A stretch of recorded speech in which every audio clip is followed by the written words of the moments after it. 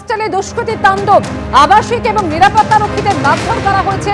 এক আবাসিকের সঙ্গে বচসা হয় এবং সেখান থেকে গন্ডগোলের সূত্রপাত। যে ছবি আপনাদের দেখাচ্ছি, শিয়ালদার কাছে একটি হস্টেল, সেখানে দুষ্কৃতীরা তাণ্ডব চালিয়েছে এবং প্রায় 50 থেকে 60 জন হস্টেলে চড়াও হয়, এমনটাই অভিযোগ। সরাসরি কথা বলবো ব্রতদীপ ভট্টাচার্য এই মুহূর্তে রয়েছেন আমাদের সঙ্গে। ব্রতদীপ, হস্টেলে দুষ্কৃতী তাণ্ডব, ঠিক কি অভিযোগ করছেন আবাসিকরা এবং কারাই বা এর পিছনে রয়েছে বলে অভিযোগ তাদের? দেখো, এই মুহূর্তে যে হোস্টেলে আমি রয়েছি তাদের আবাসিকরা কিন্তু চরম আতঙ্কে রয়েছেন, কারণ কিছুক্ষণ আগেই তাদের বক্তব্য, স্থানীয় যুবকদের মধ্যে প্রায় 50 থেকে 60 জন তারা এই হোস্টেলে চড়াও হয়েছিলেন।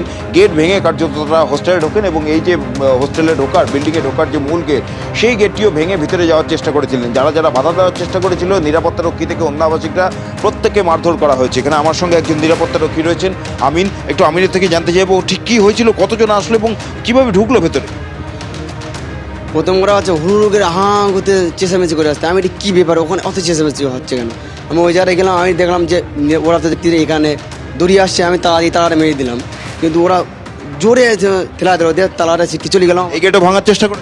এই জায়গাটা ভাঙার চেষ্টা আর করতে পারিনি, মানে এখানে এসেছিল, কিন্তু এখানে আর চেষ্টা করতে পারি। তোমাকে মারধর করেছে? হ্যাঁ, আমাকে ওখানে মারধর করেছে, ওখানে আমাকে এখানে মেরেছে, আমার এই আমার ঠেলা দিয়েছে, এখানে সব ছিলি গেছে, মেরেছে।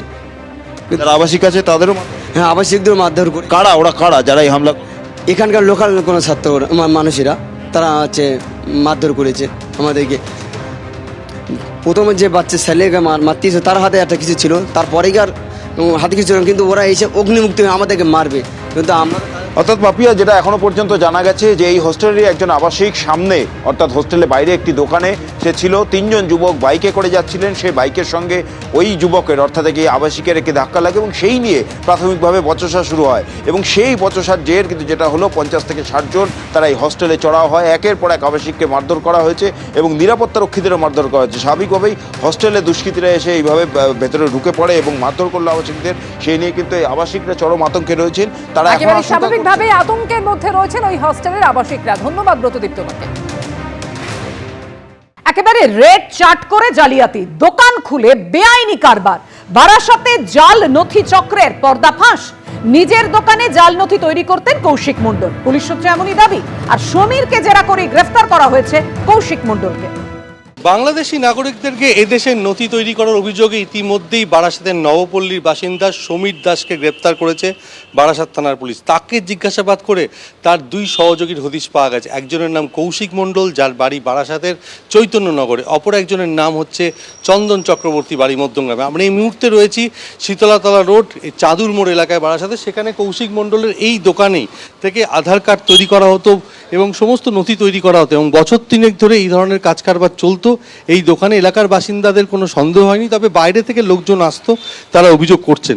এবং গতকাল পুলিশ তাকে গ্রেপ্তার করেছে এই সমীর দাসের সহযোগী হিসাবে। অর্থাৎ সমীর দাস যে সমস্ত নথি তৈরি করতো সেগুলো এখান থেকেই তৈরি করা হতো বলে পুলিশ সূত্রে জানা যাচ্ছে এবং তাকে গ্রেপ্তার করা হয়েছে। এলাকার যারা বাসিন্দা আছে তাদের সাথে কথা বলার চেষ্টা করব। আপনারা কি জানতেন এখানে কি তৈরি হতো? না, এমনি জানতাম না। এখানে অনেক ভিড় দেখেছি, অনেক লোকজন থাকতো। কী তৈরি হতো আমরা যে সাধারণত ভুল সংশোধন এই সমস্ত করে জানতাম, কিন্তু ওই যে এতে জড়িত আমরা কেউ জানতাম। বাইরে থেকে লোকজন? বাইরের থেকে বলতে এখানে অনেক লোকজন আছে, অ্যাকচুয়াল বাইরের থেকে কারা আছে সেটা তো আমরা পরিচয় নেই, জানি না। আসলে লোকজন আছে দেখি, বাইরের কোটা সেটা আমরা জানতাম। এই কদিন আগে আমরা এখানে আড্ডা মারছিলাম, দেখলাম যে বেশ কিছু লোক এখানে এসছে, কেউ টোটো করে, কেউ ভ্যানে করে, কেউ 4 চাকা গাড়ি নিয়ে। বিভিন্ন লোক এখানে, কিছু লোক ঢুকছে আর কিছু লোক বাইরে এদিক ওদিক ঘুষুর ঘুষুর করছিল। আমাদের একটা সন্দেহ হওয়াতে ওকে জিজ্ঞাসা করা হয়েছিল। ও বললো এই আধার লিঙ্ক করানোর জন্য এসছে, ব্যাস এইটুকু, এর বাইরে কিছু জানি না। প্যান কার্ড করতো এখান থেকে, তারপরে খাজনা ফাজনা যা যাবতীয় কাজ করতো, তার মধ্যে আধার কার্ড আর প্যান কার্ডটা এগুলো বের করতো। অর্থাৎ এই দোকানে আধার কার্ড তৈরি করা হতো, ভোটার কার্ড, প্যান কার্ড, এই সমস্ত কিছু তৈরি করা হতো। এলাকার মানুষজনরা জানতেন, তবে প্রচুর বাইরে থেকে লোকজন আসতেন, কিন্তু তারা এই ধরনের ভুয়ো নথি তৈরি করা হতো এটা তারা জানতেন না। গতকাল কৌশিক মণ্ডলকে গ্রেপ্তার করার পর এলাকার বাসিন্দারা রীতিমতো হতবাক। বসিরহাট থেকে এসেছিল কৌশিক মণ্ডল, এখানে স্থায়ীভাবে বসবাস করছিল এবং একজনের থেকে দোকান ভাড়া নিয়ে এই দোকানেই এই ধরনের ভুয়ো নথি তৈরি করা হতো, এমনটাই পুলিশ সূত্রে জানা যাচ্ছে। ক্যামেরায় সন্দীপ পালের সঙ্গে সমীরণ পাল, এবিপি আনন্দ, উত্তর 24 পরগনা।